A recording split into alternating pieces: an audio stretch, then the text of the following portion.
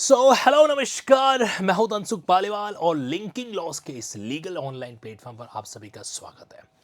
आज आपके बीच में जो मुद्दा है, ये मुद्दा व्यापारी जगत के लिए, बिजनेसमैन पर्पस के लिए, या फिर एक तरीके से प्रैक्टिसिंग एडवोकेट हैं या क्लाइंट हैं, तो उनके लिए जानना और समझना बहुत ज़रूरी है।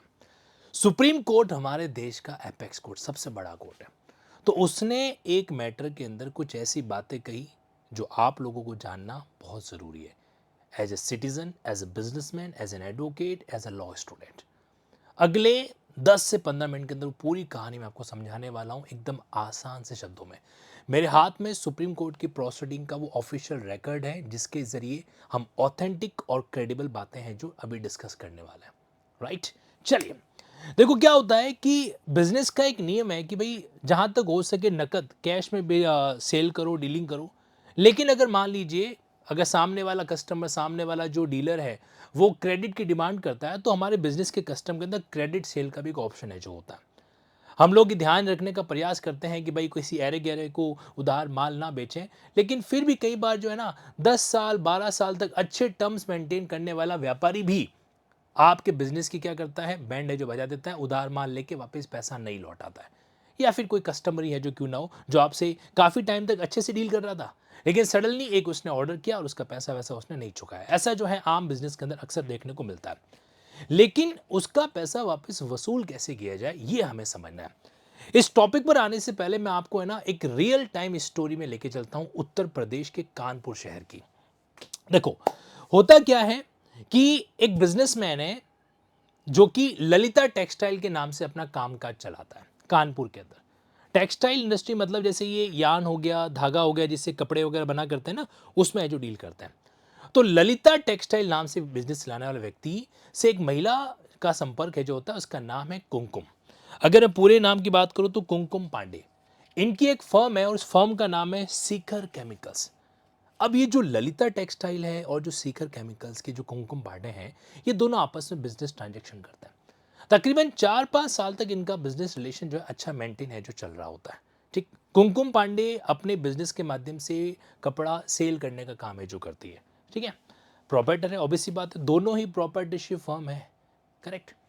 अब इनके बीच में लाखों का टर्नओवर है जो इस तरीके से एक्सचेंज हुआ होगा, सेल है जो हुआ होगा। लेकिन 2019 के अंदर एक क्वार्टर है, अप्रैल मई जून जुलाई। इस दौरान क्या होता है कि ये ललिता टेक्सटाइल कुमकुम पांडे की जो सीकर केमिकल है, इसको तकरीबन 52 लाख 52 लैक्स अप्रोक्सली का क्या करती है, एक मतलब धागा यान जो है वो सेल आउट करती है, ताकि वो कुमकुम पांडे कपड़ा बना सके और आगे सेल आउट है जो कर सके। 52 लाख अप्रोक्स। अब 52 लाख में से लगभग लगभग 47.75 लाख का पेमेंट वो कुमकुम पांडे कर देती है आरटीजीएस के थ्रू। पीछे कितना बचा? अप्रोक्सली 4 लाख समथिंग का अमाउंट है जो पीछे पेंडिंग बचा। 4 लाख कह दो, 4.5 लाख कह दो, यहां पर एग्जैक्ट फिगर मायने नहीं रखता, कहानी मायने रखती है। तो कुमकुम पांडे ने 52 लाख में से 52 लाख में से 47 लाख अप्रोक्सली पेमेंट कर दिया, पीछे बचा 4-5 लाख का अमाउंट। 4-5 लाख का अमाउंट जो है वो महिला नहीं पे कर पाई, वो जो प्रॉपर्टीशिप फर्म है वो पे नहीं कर पाया। ठीक है, तो फिर ये सीकर केमिकल ने जब पेमेंट नहीं किया, तो उसको उस बंदे ने कॉल किया। किसने? ललिता टेक्सटाइल वाले, कि भाई पेमेंट का क्या हुआ है, इतना टाइम हो गया वगैरह वगैरह। कई बार रिमाइंडर दिए, कुछ नतीजा नहीं निकला। और मजेदार बात पता है क्या है कि ललिता टेक्सटाइल ने जो माल बेचा था बकायदा जीएसटी इनवॉइस पे बेचा। अब जीएसटी इनवॉइस में क्या होता है? इनपुट होता है, इनपुट टैक्स क्रेडिट। तो जो सामने वाली सीकर केमिकल है, उसने अपने जीएसटी रिटर्न में ललिता टेक्सटाइल के उन जीएसटी इनवॉइसेस का इनपुट क्लेम कर दिया। यानी कि उस टैक्स का उसने क्या कर दिया? इनपुट बेनिफिट है जो ले लिया। अब मामला दो तरफा है, ध्यान रखना। आप उधार माल जीएसटी इनवॉइस के तहत बेच रहे हो तो एक और तिगड़म आपके हाथ में है, और अगर आप बिना जीएसटी इनवॉइस के बेच रहे हो तो एक और मामला गड़बड़ है। तो हुआ ये कि जब जीएसटी इनवॉइस जो है ललिता टेक्सटाइल के, कुमकुम पांडे की फर्म ने क्या कर दी? एनकैश कर दी, यूटिलाइज कर दिया क्रेडिट को। तो इस बंदे ने, किसने? ललिता टेक्सटाइल वाले ने। इसने पहले उसको रिमाइंडर भेजा, वो नहीं जवाब दे रही है, तो फिर उसने जीएसटी डिपार्टमेंट में कंप्लेन कर दी और बोला कि साहब देखो, इन्होंने फर्जी इनपुट टैक्स क्रेडिट ले लिया और अभी तक इसका पेमेंट वगैरह है जो नहीं, उसको तो अपना पैसा निकलवाना था। तो वो सोच रहा है यार कोर्ट प्रोसीडिंग में नहीं जाऊं तो ठीक है, कोर्ट प्रोसीडिंग में वकील को पैसा देना पड़ेगा, कोर्ट फी पे करनी पड़ेगी वगैरह वगैरह, है ना। इसलिए उसने दूसरे तिगड़ लगाने शुरू किए। अच्छा, जीएसटी डिपार्टमेंट भी उसकी बात से एग्री, और उसने क्या कर दिया, उसने इस तरीके से जो सामने वाली फर्म है शिखर केमिकल, कुमकुम पांडे, उसको उन्होंने नोटिस दिए। नोटिस का कुमकुम पांडे ने जवाब नहीं दिया, जीएसटी डिपार्टमेंट नोटिस दे रहा है, जवाब नहीं दिया। फिर फाइनली क्या कर दिया, जीएसटी डिपार्टमेंट ने अपनी प्रोसीडिंग है जो चलाई। जीएसटी कानून के अंदर एक सेक्शन है, सेक्शन 73, जो इस तरीके कुछ भी गड़बड़ मामला होता है ना, तो उसको क्या करता है, डीले जो करता है। और इसमें बकायदा कुमकुम पांडे की इस फर्म को उन्होंने जिम्मेदार माना कि भाई तुमने जीएसटी इनवॉइस का क्रेडिट तो ले लिया, लेकिन एक्चुअल में जो है वो सेल आपके एग्जीक्यूट हो नहीं पाई। हालांकि यहाँ पे जीएसटी डिपार्टमेंट की गलती थी कि नहीं थी वो हमें नहीं जाना उसके अंदर, राइट। अब आ जाओ वापस मेन मुद्दे पे। अब उसके ऊपर पेनल्टी लग गई जीएसटी डिपार्टमेंट, लेकिन वो ललिता टेक्सटाइल तो अभी भी बेचारा बेचा है। देखो नाम उल्टे हैं, ललिता टेक्सटाइल लेकिन प्रोपराइटर मेल है, दूसरी शिखर केमिकल लेकिन प्रोपराइटर फीमेल है, करेक्ट। हालांकि इसमें मेल फीमेल का भी कोई ज़्यादा रिलेवेंसी है नहीं। वापस आ जाते हैं मेन मुद्दे पे। ओके, तो अब क्या हुआ कि जो ललिता टेक्सटाइल है वो टेंशन में, क्या है, मेरा पेमेंट तो अभी भी अटका पड़ा है। अब वो कह रहा है कि भाई हमारे जो कस्टम होती है 15 दिन का माल उधार देते हैं, उसके बाद फिर ब्याज लगता है, तो ब्याज मिला कि अब मेरा जो 4 लाख का अमाउंट है वो 7 लाख का हो चुका है। तो फिर उसने क्या किया, उसने गेम खेला। यहां से कहानी स्टार्ट होती है, और जो कि आपके लिए जाननी बड़ी रिलेवेंट है। ललिता टेक्सटाइल जिसने उधार माल बेचा था, जिसका 4 लाख अभी तक बकाया पड़ा था, ब्याज मिला कि 7 लाख हो चुका है आज दिनांक तक 2023 तक, उसने गेम खेला। उसने कहा सिविल सूट में जाएंगे तो कोर्ट फी वगैरह बहुत भारी खर्चा आ जाएगा। उसने कंप्लेन फाइल की। कंप्लेन फाइल करने से पहले वो पुलिस स्टेशन गया, उसने एफआईआर फाइल करने का प्रयास किया। बोला कि साहब इसने मेरे साथ में चीटिंग करी है, इसने क्रिमिनल ब्रीच ऑफ ट्रस्ट है जो करा है, 420 वगैरह जो पुराने वाले सेक्शंस थे वो एफआईआर के माध्यम से पुलिस स्टेशन के पास गए। पुलिस स्टेशन वालों ने बोला कि भाई साहब आपका मैटर सिविल है, इसलिए हम एफआईआर लॉन्च करेंगे नहीं। पुलिस वाले अपनी जगह पे सही है। तो बंदा पुलिस कमिश्नर के पास गया, क्योंकि अगला स्टेप यही होता है। पुलिस कमिश्नर ने मना कर दिया। तो फिर उसने क्या कर दिया, एक क्रिमिनल प्राइवेट कंप्लेन है जो फाइल की, ठीक है, कंप्लेन फाइल की, मैटर कोर्ट के पास है, एसीजेएम कोर्ट के पास मैटर है, एडिशनल चीफ जुडिशियल मजिस्ट्रेट जो हैं उनके पास में मैटर आया। और उन्होंने क्या किया, इस कंप्लेन को कॉग्निजेंस तो लिया, लॉन्च कर दिया, लेकिन प्रोसेस इशू करी एक तरीके से, है ना, प्रोसेस इशू करके अपने एंड पे कुछ इंक्वायरी कंडक्ट की। और इंक्वायरी कंडक्ट के बाद बोला कि चलो ठीक है, मानते हैं अपराध है जो हुआ है। और उन्होंने एक्यूज को, एक्यूज कौन, Kumkum Pandey, proprietor of that Shikhar chemical, उसको बोला कि हाजिर है जो हो जाए। अब अभी तक जो कुमकुम पांडे किसी भी नोटिस का जवाब नहीं दे रही थी, रिवर्ट नहीं कर रही थी, अब जब कोर्ट का मामला आता है तो भले भलों को क्या करना पड़ता है, रिवर्ट है जो करना पड़ता है। तो मैडम जी को पता चला कि भाई ऐसा ऐसा मामला है जो रखा। मैं आपको सारी बातें बताऊंगा, मेरे पास इसके सारे फैक्ट है, डोंट वरी। ये पूरा का पूरा केस है जो मैं आपके सामने डिस्कस करने वाला हूं। और यकीन मानिए आपके बिजनेस लाइफ के अंदर इस केस की आपको जरूरत पड़ेगी, 100% है जो पड़ेगी, राइट। अब समझिए आगे की कहानी। तो क्या हुआ कि यहां पे जो है कुमकुम पांडे फिर हाईकोर्ट चली गई, और मैडम ने हाईकोर्ट के अंदर, ये बेंच है, सिंगल जज की बेंच है, ऑनरेबल जस्टिस प्रशांत कुमार, इनकी बेंच के सामने, उस समय सीआरपीसी की बात है, तो उन्होंने जो है 2024 में क्या किया, एक जो है एसएल क्या कहते, सॉरी, क्रिमिनल मिसक्लियरेंस एप्लीकेशन लगाई, सीआरएमपी जिसको कहेंगे, एसएलपी इसका अगला स्टेप है। तो इन्होंने क्या किया इस तरीके से, ये मैंने बकायदा हैंड रिटन आपके सामने एक प्रोसेस समझाने के लिए बता रखा है। एसीजीएम कानपुर के सामने प्राइवेट कंप्लेन, ये प्राइवेट कंप्लेन का नंबर 2023 के अंदर, और जज ने बकायदा कंप्लेन पे कॉग्निजेंस लिया, आईपीसी की धारा 406 यानी कि जो क्रिमिनल ब्रीच ऑफ ट्रस्ट है, आपराधिक न्यास भंग, उसके तहत मामला दर्ज किया। फिर इसके खिलाफ में कुमकुम पांडे गई कहां पे, हाईकोर्ट के पास, इलाहाबाद हाईकोर्ट के पास में उसने सेक्शन 482, जो कि अब नए वाले कानून के अंदर 528 है, इनहेरेंट पावर ऑफ हाईकोर्ट, बोला कि भाई ये प्रोसीडिंग को सेटिसाइड किया जाए, ये एप्लीकेशन लगाई। यहां पे जो ऑनरेबल इलाहाबाद हाईकोर्ट के जज साहब हैं प्रशांत कुमार जी, इन्होंने इनके सेटिसाइड की एप्लीकेशन को रिजेक्ट कर दिया। रिजेक्ट करने का मतलब इनका ये कहना है कि जो क्रिमिनल प्रोसीडिंग इंस्टीट्यूट की गई है वो सही है, ठीक। कुमकुम पांडे निराश, और वहीं दूसरी तरफ ललिता टेक्सटाइल का जो प्रोपराइटर है वो मुस्कुरा रहा है, हा हा हा, देखा मेरा कदम सही उठाया मैंने। लेकिन केस यहाँ पे खत्म नहीं होता है। आपको पता है ये जो इलाहाबाद हाईकोर्ट के ऑनरेबल जस्टिस साहब है ना, प्रशांत कुमार जी, इनके बारे में सुप्रीम कोर्ट ने क्या क्या कहा है, सुनिएगा पूरी कहानी जो है ना, एंड तक अच्छे से ऑब्जर्व कीजिएगा। सुप्रीम कोर्ट ने कहा, सुप्रीम कोर्ट के दो जजेस की बेंच बैठी यहां पे, जेबी पारदीवाला जी और ऑनरेबल जस्टिस आर महादेवन। उन्होंने कहा कि हमारे जज के टेन्योर में जब से हम ये जुडिशियल जजशिप को जो क्या कहते हैं डील एजो कर रहे हैं, उस टेन्योर में आज तक इससे खराब केस कोई दूसरा नहीं आया, वर्स्ट केस जिसे हम डिस्कस कर रहे हैं। ठीक है, इतना ही नहीं, उन्होंने बोला कि हाईकोर्ट के जिस जज साहब ने इस तरीके का ऑर्डर पास किया ना, तो उनकी सॉरी पर माफी भी नहीं मिलेगी, ये एक अनपार्डनेबल केस है जो है। इतना ही नहीं, आगे जो आप शब्द सुनने वाले हो, with due respect to the judiciary, लेकिन आपको बताना जरूरी है, क्योंकि एज ए बिजनेसमैन अगर हमने गलती कर दी, एज एन एडवोकेट हमने गलती कर दी, तो ध्यान रखना क्लाइंट को तो खो ही देंगे, बिजनेसमैन का जो फेथ है हमारे एडवोकेसी के अंदर वो भी खत्म हो जाएगा। साथ ही साथ में हाईकोर्ट ने क्या किया, हाईकोर्ट ने इलाहाबाद हाईकोर्ट के चीफ जस्टिस साहब को एक बात कही, मतलब डायरेक्शन दिया। उन्होंने कहा कि ये मैटर जो है वो तुरंत प्रभाव से किसी और जज को दिया जाए, मतलब जो है ये ऑनरेबल जस्टिस इस केस को डील एजो नहीं करेंगे। इमीडिएटली उनके पास में जितने भी क्रिमिनल डिटर्मिनेशन वगैरह है, जो प्रेजेंट क्रिमिनल डिटर्मिनेशन है, वो उनसे विड्रॉ कर दिया जाए, और भविष्य में वो जब कभी भी किसी भी मैटर को डील करते हैं तो इनको हमेशा डिविजनल बेंच पे बैठाया जाए, सिंगल जज की बेंच नहीं बैठनी चाहिए, और क्रिमिनल जो डिविजनल बेंच होगी उसमें इनके साथ में एक सीनियर जज होना चाहिए। आप सोच रहे हो हाईकोर्ट के जज के बारे में सुप्रीम कोर्ट ने ये बात कही है। सुप्रीम कोर्ट ने अफसोस जताया कि यार वो जो हमारा एसीजीएम है वो तो चलो एक सबॉर्डिनेट कोर्ट है, उससे गलती हो भी सकती है, बट हाई कोर्ट से हम एक्सपेक्ट करें कि वो ऐसी गलती करेगा। अब आप भी सोच रहे होंगे कि ऐसा हाई कोर्ट ने कर किया दिया। अभी जो मैं आपको बातें बताऊंगा ना, वो बड़ी संवेदनशील है, जो आपको सुननी पड़ेगी। तो हुआ ये कि यहां पर सुप्रीम कोर्ट ने कहा कि इनको हमेशा डिविजनल बेंच पे बैठाना है, और वो भी किसी सीनियर जज के साथ में। साथ ही साथ में ये जज साहब आज के बाद कभी भी कोई भी क्रिमिनल डिटर्मिनेशन जो है वो डील नहीं करेंगे, और ये कोई इनकी पहली गलती नहीं, इससे पहले भी इनके कई एयरनेस ऑर्डर को हमने डील कर रखा है। ये बकायदा ऑफिशियल बातें बता रहा हूं जो सुप्रीम कोर्ट के कोर्ट ऑफ प्रोसीडिंग के अंदर, रिकॉर्ड ऑफ प्रोसीडिंग के अंदर मेंशन की गई है।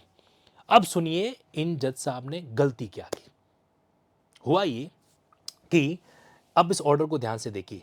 एक्चुअल में जब हाईकोर्ट के इन जज साहब ने कंप्लेन जो दर्ज हुई थी उसको सेटिसाइड करने की एप्लीकेशन रिजेक्ट करी, मतलब उन्होंने कहा कि क्रिमिनल प्रोसीडिंग चलेगी, तो उन्होंने कुछ बातें कही। उस बातों में से एक पैरा नंबर 12 था जिसको लेकर सुप्रीम कोर्ट को बहुत आपत्ति है, और ये पैरा नंबर 12 जो है हम सबसे क्या होता है, कनेक्ट भी है जो होता है। उन्होंने यहाँ पे कुछ कंप्लेनेंट की संवेदनशील बातों को इस तरीके से साथ साथ में मेंशन है जो किया। मैं यहाँ पर आपका समय ज़्यादा वेस्ट नहीं हो इसलिए सीधा बता देता हूँ कि उन्होंने जो है कहा क्या। पैरा नंबर 12 मेरे सामने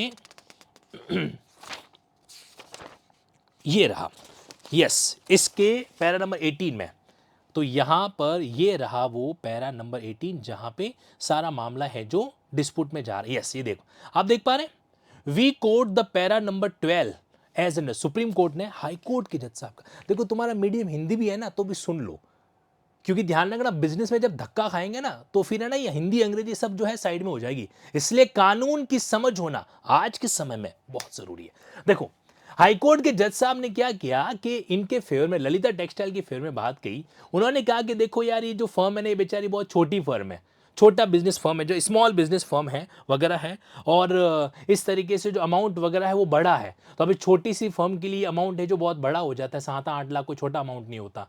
अब बेचारी इस फर्म को अगर हम सिविल सूट फाइल करने के लिए भेजेंगे ना तो इनको बहुत ही तकलीफ है जो होगी, मतलब ही that firm is not in position to pursue the civil litigation, साथ ही साथ में इनको महंगा भी पड़ेगा, बहुत सारा टाइम लगेगा। ये सिंपैथी जताई जा रही है किसके खिलाफ, ललिता टेक्सटाइल, किसके द्वारा, हाईकोर्ट के द्वारा, हाईकोर्ट की सिंगल जज की बेंच। ठीक है, और दूसरा क्या है कि यहां पर उनका पैसा भी बहुत लगेगा। अब यहां पे आ गया संवेदनशील मामला, इसलिए जो है बेटर ये है कि हम सिविल सूट का मामला इनको डील नहीं करेंगे, इनको हम बोलेंगे क्रिमिनल केस जो है वो कंटिन्यू किया जाए, क्योंकि इनको फाइनेंशियल कॉन्स्टेंट आ सकता है। अब आप सोचो कि अगर कोई पार्टी अगर गलत तरीका अपना देती, एब्यूज ऑफ प्रोसेस बोलते हैं इसको, यानी कि कानून की प्रक्रिया का दुरुपयोग है जो करना, और ऑनरेबल जस्टिस ऑफ हाईकोर्ट ही कहे कि भाई कोई बात नहीं, इनके बेचारे के पास पैसा नहीं है, छोटी फर्म है, चलाने दो, क्रिमिनल चलाने तो चलाने दो, सिविल में जाएंगे तो फालतू कोर्ट फी लगेगी और ज़्यादा पैसा लग जाएगा। ठीक है, ये मामला आया। इसी सिंपैथी वाले पॉइंट को लेकर सुप्रीम कोर्ट नाराज है। सुप्रीम कोर्ट कह रहा है कि यार तुम तुम्हारी सिंपैथी के चक्कर में कानून की बैंड बजा दोगे क्या, जब मैटर प्योर सिविल नेचर का। अब ध्यान से सुनना, क्लाइमेक्स आ रहा है। एक्चुअल में क्या होता है, जब इस तरीके से क्रेडिट सेल होती है ना, तो क्रेडिट सेल के अंदर अगर सामने वाला पैसा नहीं देता है तो फिर जो मांगने वाला है उसका स्टेटस हो जाता है unpaid seller. Sale of goods act 1930 के तहत सेक्शन 45 वहां पे लागू हो जाता है, अनपेड सेलर, अप्रदत्त जो विक्रेता। और उसके अकॉर्डिंग जो उसके अधिकार बनते हैं उन अधिकारों के तहत तो पैसा रिकवर कर सकता है। ऐसा नहीं कि उसके खिलाफ फिर वो क्रिमिनल प्रोसीडिंग इंस्टीट्यूट है जो कर दे। और सुप्रीम कोर्ट ने यह भी कहा कि यार ये कोई पहली बार है। आज से 6 दशक पहले, 60 साल पहले एक निर्णय आया था। उस निर्णय में बहुत ही डिटेल से समझाया गया था कि जो सेल वाले जो मामले होते हैं ना, उनको आप ट्रस्ट से कनेक्ट नहीं करते। These are not the entrustment. अगर क्रिमिनल ब्रीच ऑफ ट्रस्ट का ऑफेंस है तो वहां पे क्या होना चाहिए? एंट्रस्टमेंट होना चाहिए। तो जब आप क्रेडिट पे माल बेचते हो ना, तो आप कोई उनको एंट्रस्ट नहीं कर रहे हो, आप उनको सेल कर रहे हो। मैं आपको बकायदा जजमेंट के बारे में जिक्र कर देता हूं। तो देखो, ये है वो स्पेसिफिक पॉइंट जिनके बारे में हमें क्या करना है, ऑब्जर्वेशन है जो करना है। देखो, एक तो जिस जजमेंट की बात की थी 1968 का जजमेंट था, state of Gujarat versus Jaswant Lal and Natthalal. ये वो निर्णय 1968 का जिसमें सुप्रीम कोर्ट ने कहा, क्या कहा था कि sale transaction where is the question of entrustment of goods so to bring the case within ambit of criminal breach of trust. तो उन्होंने डिनाई किया, क्या कहा कि mere transaction of sale cannot amount to entrustment. तो जब एंट्रस्टमेंट नहीं है, जब इस तरीके से ट्रस्ट क्रिएट नहीं हो रहा है, तो फिर आप क्रिमिनल ब्रीच ऑफ ट्रस्ट का अपराध कैसे लगा सकते हो? क्रॉस, यानी कि आप क्रिमिनल प्रोसीडिंग इनिशिएट नहीं कर सकते। इतना ही नहीं, आज 2025 है, जस्ट एक साल पहले रिसेंटली सुप्रीम कोर्ट ने यहां पर एक और बात कही थी, और वो मामला था दिल्ली रेस क्लब वर्सेस आपके स्टेट ऑफ यूपी। ये मामला है 2024 का, 2024। ये मैंने केस का नंबर भी दे रखा है, आप क्रॉस चेक कर सकते हो। Exhaustively explain what constitute criminal breach. इन्होंने वो समझाया कि भाई क्रिमिनल ब्रीच ऑफ ट्रस्ट होता क्या है, इसका डिटेल वर्जन। अगर आप जुडिशरी के स्टूडेंट है ना, तो आप ये जजमेंट जरूर पढ़ना क्रिमिनल ब्रीच ऑफ ट्रस्ट की डेफिनेशन को बढ़िया से समझने के लिए। दिल्ली रेस क्लब का जजमेंट 2024 का। इन सारी बातों का कंक्लूजन ये निकलता है कि अगर तुम्हारा पैसा बकाया है तो तुम क्रिमिनल प्रोसीडिंग इंस्टीट्यूट नहीं कर सकते। ठीक है। हाँ, कोई और चीज है, उसने आपको आपके साथ कोई चीटिंग कर रखी है, तो दूसरे इंग्रेडिएंट क्या है वो अलग बात है। लेकिन सिर्फ सेल का ट्रांजैक्शन आपके क्रिमिनल आपराधिक प्रक्रिया के तहत है जो नहीं आएगा। और फाइनली ये हुआ कि सुप्रीम कोर्ट ने वो केस क्या कर दिया, रिमांड है जो कर दिया। यहाँ पे जब आप इसको देखेंगे ना, तो सुप्रीम कोर्ट ने केस क्या कर दिया, वापस भेज दिया और बोला कि जज साहब क्रिमिनल मैटर को नहीं सुनेंगे, किसी और जज के द्वारा इस मैटर को सुना जाए। ये सारा मैटर यहां पर आपके बीच में आता है। अब मैं आ जाता हूं फाइनल कंक्लूजन पे। तो अगर किसी पैसे को रिकवर करने के लिए हम क्रिमिनल प्रोसीडिंग नहीं कर सकते तो कर क्या सकते हैं?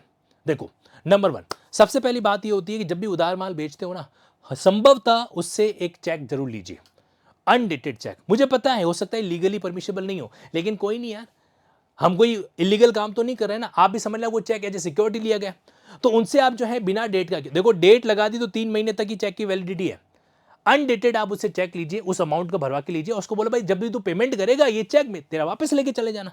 इससे पता है क्या होगा? इससे ये होगा कि अगर मान लीजिए पैसा नहीं चुकाता है ना, तो फिर आप चेक डिसऑनर की क्रिमिनल कार्रवाई उसके खिलाफ कर सकते हैं। पहला तरीका। दूसरा तरीका, आपको सिविल सूट के जरिए ही जाना पड़ेगा, आपको मनी रिकवरी सूट के जरिए ही क्या करना पड़ेगा, जाना पड़ेगा। और वहां पे जो भी कोर्ट फी होती है आपको मेंशन करनी पड़ेगी। लेकिन अपने वकील साहब को क्लियर कहिए कि साहब ये सारा का सारा मैटर है, अपने रिलीफ में कॉस्ट ऑफ लिटिगेशन जो है रिलीफ के तौर पर मांगी जाए। जब आप अपनी प्लान ड्राफ्ट कराओगे ना, तो वकील साहब से कहना कि साहब इसमें रिलीफ में ये भी मेंशन करो कि जो भी प्रोसीडिंग की कॉस्ट आती है वो भी रिलीफ में आपको ग्रांट की जाए। तो फिर आप वो पैसा सामने वाले पार्टी से क्या करोगे, वसूल है जो कर पाओगे। ध्यान रखना, सिविल प्रोसीडिंग का एक नियम है, नहीं मांगोगे तो नहीं मिलेगा। मतलब आपको कोर्ट के सामने सारे रिलीफ एक्सप्रेसली क्या करने पड़ेंगे, मेंशन है जो करने होते हैं। ओके, ये बात। तीसरा एक और एंगल आपके सामने हो सकता है, सीपीसी में एक ऑर्डर 37 है। 37 क्या करता है, समरी प्रोसेस डील करता है। तो अगर मान लीजिए आपका अमाउंट ज्यादा नहीं है ना, तो बेटर है कि आप अपने सीपीसी के सूट को ऑर्डर 37 के जरिए जाइए, क्योंकि वो कम समय में डिस्पोज हो जाता है। ऑर्डर 37 का नाम ही है समरी प्रोसीडिंग। तो एक ये एंगल आपके पास में हो सकता है। फोर्थ नंबर एंगल आपके पास में एक और है जो इस केस में उस बंदे ने यूज किया। अगर आपने जीएसटी के इनवॉइस के अगेंस्ट में क्रेडिट सेल कर रखी ना, तो डेफिनेटली आप जीएसटी डिपार्टमेंट को कहिए, उससे दबाव बनता है। उससे क्या बनता है, हालांकि आपका कोई लीगल राइट क्रिएट नहीं करता, लेकिन सामने वाली पार्टी पे दबाव बनता है कि यार पैसा देना पड़ेगा वगैरह वगैरह। ये चीजें जो वहां पे हो जाती है। और पांचवा एक इंपॉर्टेंट पॉइंट है, उधार सेल करो ही मत, उधारी से माफी। आपको पता है आप मार्जिन कितना कमाता, बिजनेसमैन है, मार्जिन कमाता है 15%, 20%। लेकिन तब जब पैसों का रोटेशन चलता रहे तब तो ठीक है, वो 15-20% काम की चीज है, या 5% भी कमा रहे तो काम की चीज है। किसी बिजनेस में तो खाली 2-3% का मार्जिन ही है जो होता है। आप घी का डब्बा खरीदने चले जाइए, बहुत मार्जिन बहुत लिमिटेड है वहां पे, खासकर ब्रांडेड जो घी होता है वगैरह, है ना। तो ऐसे केस में सबसे बढ़िया तरीका है कि उधारी को माफी। अगर क्या हो गया, तो क्लाइंट नहीं आएगा ना। लेकिन कई बिजनेस ऐसे होते हैं जहां पे उधार के बिना काम नहीं चलता। ऐसे केस के अंदर आपको सिक्योरिटी वाला डीलिंग लेके चलना पड़ेगा, कुछ न कुछ सिक्योरिटी के रूप में जरूर लीजिए, क्योंकि अगर आप सिक्योरिटी के रूप में लेते हो तो आप सिक्योर्ड क्रेडिटर हो जाते हो। क्या हो जाते हो? Secured creditor. और सिक्योर्ड क्रेडिटर्स को हर जगह पे स्पेशल पॉइंट है, जो बेनिफिट है, जो मिलता है। और अगर आप साहूकार हो, बैंक हो, फाइनेंशियल क्रेडिटर हो ना, तो उस केस में तो आपके फेवर में कुछ कानून और भी आ सकता है। जैसे हमारे देश के अंदर जो है कुछ ऐसे कानून बने हुए हैं जिनका हम क्या कर सकते हैं, इस्तेमाल है जो कर सकते हैं। जैसे उदाहरण के लिए आपके पास में रिकवरी ऑफ डेब्ट एंड बैंक्रप्सी एक्ट है, लेकिन ये फाइनेंशियल एजेंसी पर लागू होता है। सिमिलरली आपके पास सरफेसी एक्ट है, इसका भी बेनिफिट है जो क्या कर इस्तेमाल है जो कर सकते हैं। और एट द एंड आपके पास जो रिलीफ बचता है वो बचता है अपने लॉयर से कंसल्ट करने का। देखो, एक क्या होते हैं, हम लोग हैं बिजनेसमैन, ठीक है, हमको बिजनेस करना बढ़िया से आता है, सेल बढ़ानी बढ़िया से आती है, लेकिन बदमाश लोगों से कानूनी कार्रवाई करके पैसा निकलवाना ये हमारे बस की बात नहीं है। इसलिए हर बंदा हर फील्ड में एक्सपर्ट होता है। वकील को बिजनेस करना नहीं आता। एडवोकेट जो होता है ना, वो ऐसे ही उसको बोला कि प्रोडक्ट बेचना है, वो काम नहीं कर सकता, लेकिन कोर्ट की प्रोसीडिंग के अंदर वो एक्सपर्ट है। तो ऐसे क्या करो, एस्पेक्ट पर्सन से बढ़िया सा लीगल नोटिस ड्राफ्ट कराओ। हम लोग पता है कंजूसी करते हैं, कई बार है ना, लीगल नोटिस के पैसे बचाने के चक्कर में बोलते हैं कि यार वकील साहब, यार कोई 5,000 को लीगल नोटिस से लगता है, लगने दो। देखो, अगर वकील आपसे किसी चीज़ का पैसा ले रहा है ना, तो उसका वापस वो आपको आउटकम भी दिखाई देगा। आपको पता है सिविल प्रोसीडिंग में जो आप लीगल नोटिस भेजते हो ना शुरुआती लेवल पे, वो लीगल नोटिस एंड तक काम का होता है। अगर बढ़िया खींच के अच्छे तरीके से लीगल नोटिस आपने ड्राफ्ट किया है ना, बिना किसी चीज़ को एडमिट किए, कई बार ऐसा होता है, इस केस में भी हुआ। 52 लाख बेचा बंदे ने, 48 लाख का अमाउंट अपनी कंप्लेन में एडमिट कर दिया। अरे भाई क्यों किया एडमिट? जब कंप्लेन लॉन्च करा तो सीधा बोलना 4 लाख का गबन कर दिया सामने वाले ने, 4 लाख मेरा पैसा खा गया, चीटिंग कर दिया, ऐसा ही बोलो ना। तो कई बार कुछ चीजें होती है जो हमें क्या करनी, मेंशन है जो करनी पड़ती है। अब कंप्लेन प्रोसीडिंग करनी थी, इस बंदे ने लीगल नोटिस भेज दिया शुरुआत के अंदर। अब कंप्लेन प्रोसीडिंग को लीगल नोटिस की जरूरत होती है क्या? वो तो सिविल प्रोसीडिंग है। खुद ने ही शुरुआत में क्या कर दिया, अपने पैर पे गुलाड़ी मार दी। पहले लीगल नोटिस भेजा तो कोर्ट भी समझ गया, अच्छा लीगल नोटिस भेजा मतलब मामला सिविल का ही था शुरू से, ये तो तुम्हारा सिविल का मामला बैठा नहीं, इसलिए तुम क्रिमिनल के अंदर आए हो। वी नीड टू अंडरस्टैंड, क्योंकि बाद में जाके रियलाइज होता है कि यार यार शुरुआत में ढंग का वकील कर लेते तो फर्क पड़ता। And that's really matter a lot. इस तरह का और भी कोई भी अगर आपको गाइडेंस चाहिए होता है तो linking loss legal online platform आप लोगों के लिए फ्री कंसल्टेंसी के लिए हमेशा तैयार है। आपको क्या करना है, आपको जो है 9887746200 ये एक सपोर्ट हेल्पलाइन है, जिसमें हमारे युवा अधिवक्ता और हमारे कई अनुभवी अधिवक्ता आपको क्या करते हैं, असिस्ट है जो करेंगे। और प्रयास किया जाएगा कि आपको जो है जितना संभव हो सके सहूलियत से आपका पैसा रिकवर कराने की मदद है जो की जा सके। ध्यान रखना, ये कोई कॉमर्शियल प्लेटफॉर्म नहीं है, ये सिर्फ मानवता के नाते आप लोगों के लिए एक लीगल एड की तरह या फिर एक लीगल अवेयरनेस की तरह एक सेवा का काम है। बाकी लिंकिंग लॉ जो है वो भारत देश में ऑनलाइन जुडिशियल प्रिपरेशन को क्या करता है, डील है जो करता है। ऑनलाइन एडवोकेसी सेगमेंट को क्या करता है, डील करता है, जहां पर एडवोकेसी गाइडेंस और जुडिशियल गाइडेंस को मेंशन है जो कराया जाता है। मैं उम्मीद करता हूं आज का सेशन आपके लिए यूजफुल रहा होगा। अगर हाँ तो कमेंट बॉक्स में अपना फीडबैक जरूर दीजिएगा। और जुडिशरी गाइडेंस प्रोग्राम या एडवोकेसी गाइडेंस प्रोग्राम के रिगार्डिंग आपको कोई भी अगर मदद चाहिए तो आप 9887746465 इस नंबर पे कनेक्ट है जो कर सकते हैं। हमारा ऑफिशियल वेबसाइट भी है linkinglaws.com। Thank you so much, love you all, respect you all, thank you.